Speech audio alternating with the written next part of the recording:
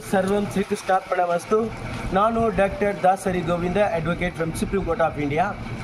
ಬನ್ನಿ, ಇವತ್ತು ಕರ್ನಾಟಕ ರಾಜ್ಯದಲ್ಲಿ ಏನೆಲ್ಲ ಭ್ರಷ್ಟಾಚಾರ ನಡೀತಾ ಇದೆ ಅಂತ ಇಡೀ ಕರ್ನಾಟಕ ಅಲ್ಲ ಇಡೀ ಭಾರತಕ್ಕೆ ಗೊತ್ತಾಗಿದೆ।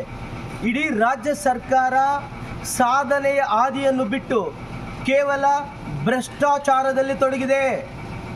ಇದು ಭ್ರಷ್ಟಾಚಾರದ ಸರ್ಕಾರ।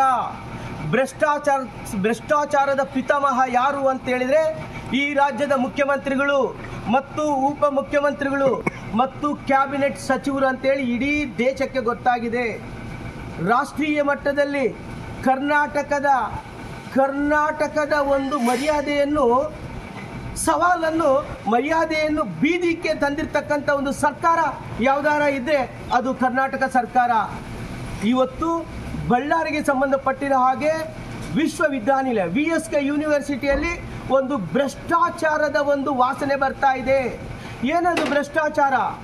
ಸಾಮಾನ್ಯವಾಗಿ ಡಿಗ್ರಿ ಆದಮೇಲೆ, ಮಾಸ್ಟರ್ ಡಿಗ್ರಿ ಆದಮೇಲೆ ಕಾನ್ವೊಕೇಶನ್ಗೆ ಇಂತಿಷ್ಟು ಸರ್ಕಾರಕ್ಕೆ ಅಥವಾ ಇಂತಿಷ್ಟು ಯೂನಿವರ್ಸಿಟಿಗೆ ಫೀಸನ್ನು ಕಲೆಕ್ಟ್ ಮಾಡ್ತಾರೆ। ಆದರೆ ಈ ಫೀಸ್ಗಳಲ್ಲಿ ಕೂಡ ಭ್ರಷ್ಟಾಚಾರ ನಡೆದಿದೆ। ನಕಲಿ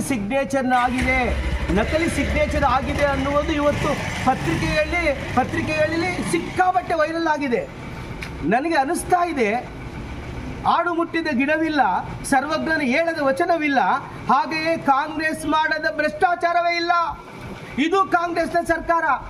ಇವತ್ತು ವಿಶ್ವವಿದ್ಯಾಲಯದಲ್ಲಿ ಇಷ್ಟರ ಮಟ್ಟಿಗೆ ಭ್ರಷ್ಟಾಚಾರ ಆಗ್ತಾ ಇದೆ, ಯಾರನ್ನೂ ಕೂಡ ಅಮಾನತು ಮಾಡಿಲ್ಲ, ಯಾರ ಮೇಲೆ ಆಕ್ಷನ್ ತಗೊಂಡಿಲ್ಲ।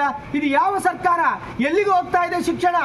ಹೀಗಾಗಿ ತಮ್ಮ ಮುಖಾಂತರ ನಾನು ವಿನಂತಿಯನ್ನು ಮಾಡಿಕೊಳ್ತಾ ಇದ್ದೀನಿ, ತಕ್ಷಣಕ್ಕೆ ವಿಶ್ವವಿದ್ಯಾನಿಲಯದಲ್ಲಿ ಏನಾದರೂ ಅಕ್ರಮ ಆಗಿರಬಹುದೇನೋ ಗೊತ್ತಿಲ್ಲ, ಅದನ್ನು ತಕ್ಷಣಕ್ಕೆ ತನಿಖೆ ಮಾಡಬೇಕು, ತಪ್ಪಿತಸ್ಥರನ್ನು ಅರೆಸ್ಟ್ ಮಾಡಬೇಕು, ಅವ್ರಿಗೆ ಶಿಕ್ಷೆಗೆ ಗುರಿ ಮಾಡಿಸಬೇಕು ಅನ್ನೋದು ನಮ್ಮ ಒತ್ತಾಯ। Thank you so much.